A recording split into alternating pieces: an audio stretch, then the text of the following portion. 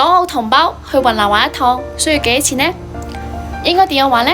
我就係嗰個喺麗江做咗7年接待嘅廣州人，你只要用1個禮拜嘅時間就可以體驗到好好嘅雲南風土人情，亦可以遊玩到好多嘅著名景點。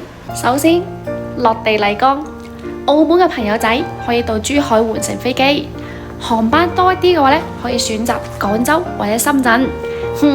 而家香港機場亦都有直達到麗江啦，但係價格會稍微貴啲啲啦，航班亦都唔算好多。預算唔足，亦都可以建議喺廣州或者深圳坐飛機，單程大概就800零蚊左右啦。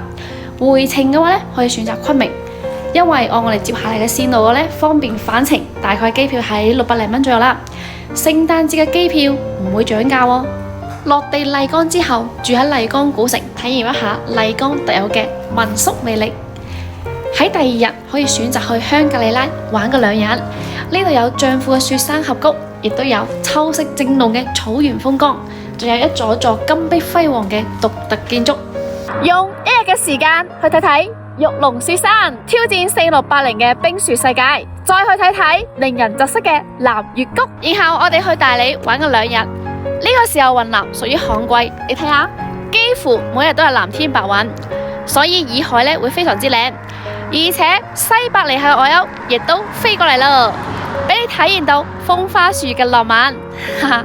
然之後呢，再順路往昆明走，而家天橋上呢飛舞咗最密集嘅海鷗，南屏街上進入咗雲南特色嘅小食。到呢度結束愉快嘅行程。落地雲南之後，按照中高端標準花費呢，大概喺4000到4500之間呢，就可以玩得好他條啦。加上機票，人均差唔多5000到6000蚊左右啦，所以旅遊仲係有一定嘅成本㗎。